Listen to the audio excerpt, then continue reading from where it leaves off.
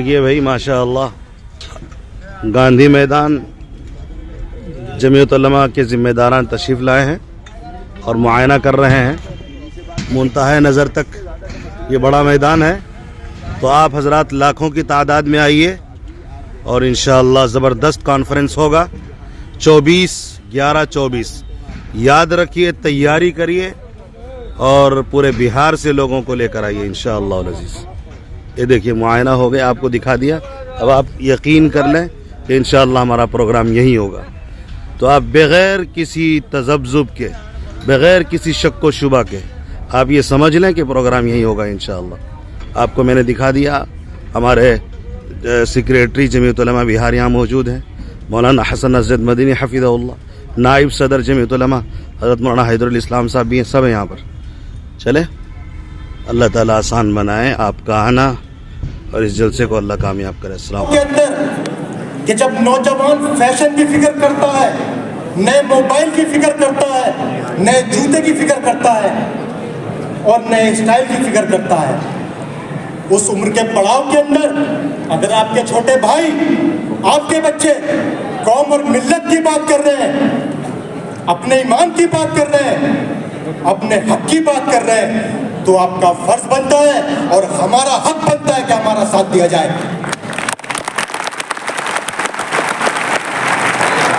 किसी ने कहा कि हमारे हक को छीन लिया जाएगा, हमारे वक्फ की जमीनों को छीन लिया जाएगा, हमारी बुजुर्गों की इमदाद करी हुई चीजों को छीन लिया जाएगा। यह सिर्फ उनके जहन का एक धोखा है। हमने आज तक नहीं देखा कि किसी शिकारी शेर के मुंह से किसी ने गोश्त का लोथड़ा छीन लिया हो और उस शेर ने जान लिया हो।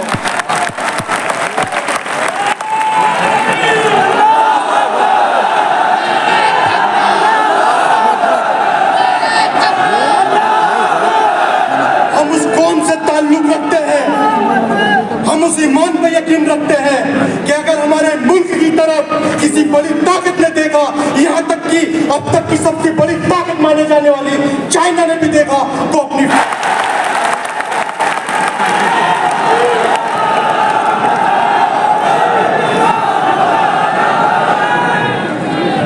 मुसलमान को आगे कर देना और इस चाइना का अगर चूहा ना बना दे तो हमसे कहना, लेकिन हम पे भरोसा तो किया जाए। हमसे ज्यादा कुर्बानी किसने दी? अगर आज हिंदुस्तान को सोने की चिड़िया कहा जाता है तो हमारे बुजुर्गों की वजह से, अगर आज इसको जाना जाता है तो हमारे बुजुर्गों की वजह से, लेकिन हम ही को शक की नजर से देखा जाता है, हम ही पे इल्जाम लगाए जाते हैं।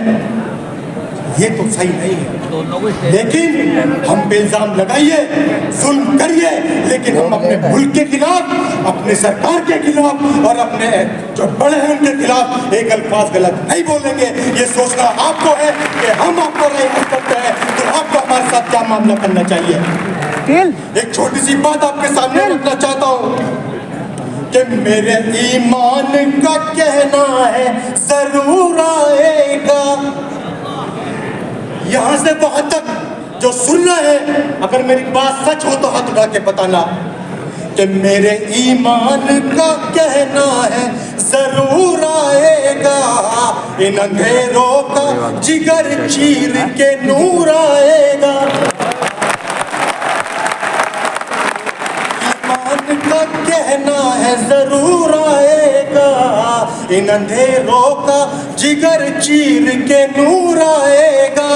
और जो मौजूदा वक्त में जालिम बैठे हुए अपनी कानों में जरा गरम तेल डाल ले, ये उनके लिए कहना चाहता हूँ कि मेरे ईमान का कहना है जरूर आएगा, इन अंधेरों का जिगर चीर के नूर आएगा।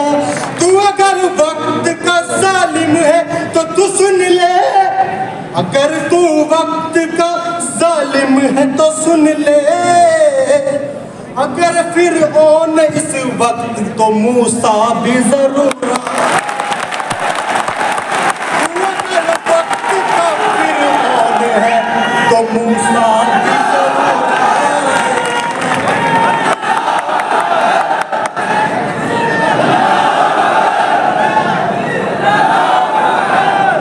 सिर्फ इस स्टेडियम के अंदर बैठ करके और जज्बाती बातें सुन करके और हमारी कम उम्र में जज्बा देख करके सिर्फ यहाँ नारा लगाने से कुछ नहीं होगा। अगर हकीकत में भलाई चाहते हो, अगर हकीकत में कौम और मिल्लत का भला चाहते हो तो अपनी औलादों को पढ़ाओ। अगर वक्त रहते अगर मुल्क में सुधार चाहते हो तो सिस्टम का हिस्सा बनो। सिस्टम आपके लिए बदलेगा नहीं, सरकार आपके लिए बदलेगी नहीं, ये अधिकारी आपके लिए बदलेंगे नहीं।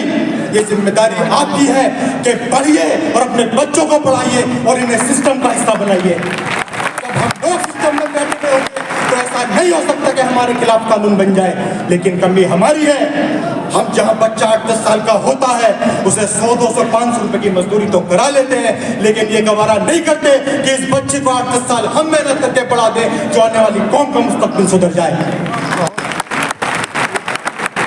बात को बहुत मुख्तसर खत्म करूंगा क्योंकि जिस मंच से बोलने का हमें मौका मिला है हमारी औकात के साथ नहीं है, लेकिन जज्बा है और अपने लोगों तक रखना चाहते हैं। हमारी बात अगर दिल को छू जाए तो जो बातें आपसे कही गई हैं इस पे अमल करना, 5 वक्त की नमाज पढ़ना, ईमान पे डटे रहना और इल्म को हासिल करना, ये हमारा यह फरीज़ा है। अगर इसको हमने हासिल कर लिया तो इंशाअल्लाह ताला आने वाला वक्त हमारा है, हमारी कौम का है और हमारे बच्चों का है। बाखिर तवादु अल्हम्दुलिल्लाहि रब्बिल आलमीन।